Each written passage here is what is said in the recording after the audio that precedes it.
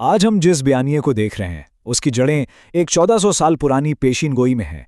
एक ऐसी पेशीन गोई जो एक सुपर पावर के जवाल की कहानी सुनाती है। तो ये एक बहुत ही आप कह सकते हैं ताकतवर पेशिन गोई है। और जिस तारीखी बयानिए का हम आज जिक्र कर रहे हैं ना, उसकी पूरी इमारत इसी एक जुमले पर खड़ी है। हर चीज का ताल्लुक इसी से है। तो सवाल ये उठता है कि भाई 2 अरब लोग, इतनी बड़ी तादाद बेख्तियार कैसे हो सकती है? यही वो गुत्थी है जिसे ये बयानिया सुलझाने की कोशिश करता है।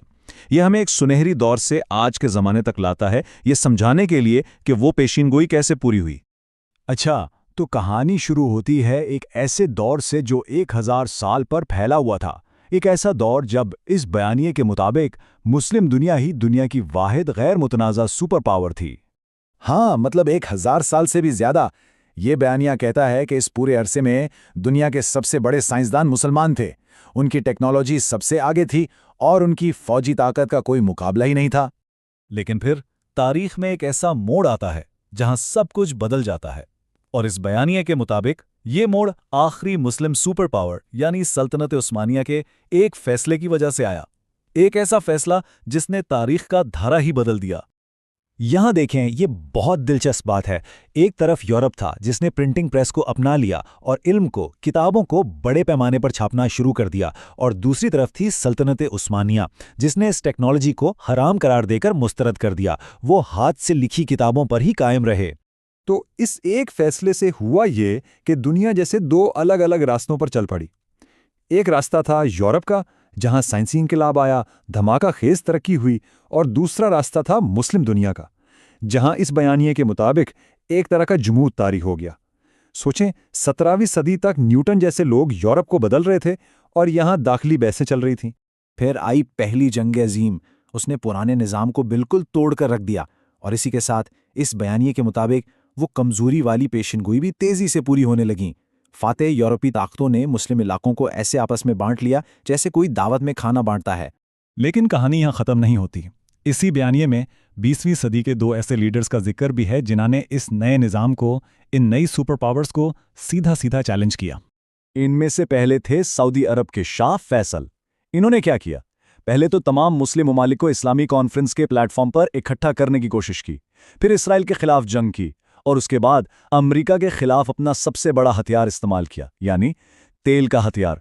उससे पूरी दुनिया में माशी बहरान आ गया था, लेकिन फिर उन्हें उनके अपने ही भतीजे ने कत्ल कर दिया। दूसरे लीडर थे ईरान के आयतुल्लाह खुमैनी। उन्होंने तो पूरा निज़ाम ही बदल दिया। अमेरिका के हिमायत याफ्ता शाह का तख्ता उलट दिया और खुलेआम अमेरिका को चैलेंज किया। इसके नतीजे में उस बयानिए के मुताबिक उन्हें इराक के साथ 8 साल लंबी जंग लड़नी पड़ी, जिसमें इराक को अमेरिकी हिमायत हासिल थी। लेकिन इस सब के बावजूद उन्होंने एक ऐसे ईरान की बुनियाद रखी जो किसी सुपर पावर के दबाव में आने को तैयार नहीं था। अच्छा, खुमैनी के इंतकाल के बाद उनके शागिर्द अली खामनाई ईरान के सुप्रीम लीडर बने, और यहीं से एक नए और बहुत लंबे टकराव का आगाज होता है। एक तरफ थे खामनाई और दूसरी तरफ इजराइल में एक नया लीडर उभर रहा था, बेंजामिन नेतन्याहू। तो अब मैदान में 2 मुखालिफ ताकतें आमने सामने थीं। एक तरफ आयतुल्लाह खामनाई का ईरान, जिसने अमेरिका को अपना सबसे बड़ा दुश्मन करार दिया और हर तरह से उसके असर व रसूख को रोकने की कोशिश की, और दूसरी तरफ बेंजामिन नेतन्याहू का इसराइल, जो ये कहता था कि ईरान और इसके इत्तेहादियों पर पहले ही हमला कर देना चाहिए।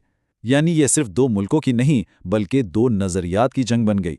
अब ये बयानिया हमें जंग की तरफ ले जाने वाले रास्ते की एक तस्वीर दिखाता है। उसके मुताबिक 9/11 के बाद नेतन्याहू ने अमेरिका पर जोर डाला कि इराक पर हमला करो। क्यों? क्योंकि सद्दाम हुसैन एटम बम बना रहा है। अमेरिका ने हमला किया, सद्दाम की हुकूमत खत्म हो गई, लेकिन कोई बम नहीं मिला। फिर यही दावा ईरान के खिलाफ इस्तेमाल किया गया कि ईरान एटम बम बना रहा है, जिसके जवाब में खामनेई ने फतवा दिया कि एटमी हथियार बनाना इस्लाम में हराम है। तो आप देख रहे हैं, एक ही पैटर्न दोहराया जा रहा है। कई सालों तक ईरान पर हमले के रास्ते में एक बहुत ही गैर मुतवक्का रुकावट खड़ी रही, और वो थे डोनाल्ड ट्रंप। सदर बनने से पहले वो खुलेआम कहते थे कि ईरान पर हमला नहीं करना चाहिए, बल्कि उसे डील करनी चाहिए। तो फिर ऐसा क्या हुआ कि ट्रंप का 25 साल पुराना मौक़िफ़ अचानक बदल गया? ये एक बहुत बड़ा सवाल है, और इसका जवाब देने के लिए ये बयानिया हमें एक बहुत ही मुतनाज़िया और क़यास आराई पर मबनी थ्योरी की तरफ ले जाता है। और वो थ्योरी है एप्स्टीन फाइल्स। اس بیانیے کا دعویٰ ہے کہ ان فائلز کے سامنے آنے سے ایک ایسا دباؤ بنا جس نے امریکی پالیسی کا رخ ہی موڑ دیا اور سب کچھ بدل گیا۔ چلیں اب اس بیانیے کے آخری اور سب سے ڈرامائی حصے کی طرف بڑھتے ہیں۔ یہ حصہ اس دہائیوں پرانی کشمکش کے ایک ممکنہ لیکن کیا سارائی پر مبنی انجام کو بیان کرتا ہے۔ یہاں ایک انتہائی ڈراماتک منظر پیش کیا جاتا ہے۔ بیانیے کے مطابق ٹرمپ اچانک اپنا موقف بدل کر نیتن سے مل جاتے ہیں۔ پھر ایران پر ایک مشترکہ حملہ ہوتا ہے۔ ہدف کون ہے؟ سپریم لیڈر کا کمپاؤنڈ۔ کہا جاتا ہے کہ 200 اسرائیلی طیاروں نے 30 بنکر بسٹر میزائل فائر کیے اور اس حملے میں آیت اللہ خامنئی کو شہید کر دیا گیا۔ یاد رہے یہ سب ایک قیاس آرائی پر مبنی تفصیل ہے۔ اور اس واقعے کے بعد یہ بیانیہ ہمیں واپس وہیں لے آتا ہے جہاں سے ہم نے شروع کیا تھا، اسی 1400 سال پرانی پیشین گوئی پر۔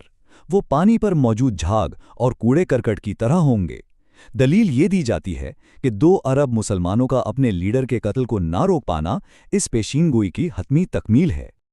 اور یہ تجزیہ کسی جواب پر نہیں بلکہ ایک بہت ہی چونکا دینے والے سوال پر ختم ہوتا ہے۔ ماخذ پوچھتا ہے ایران کے بعد اگلا کون ہے، اور ساتھ ہی یہ دعویٰ بھی کرتا ہے کہ اگلے اہداف کے نام پہلے ہی طے کیے جا چکے ہیں۔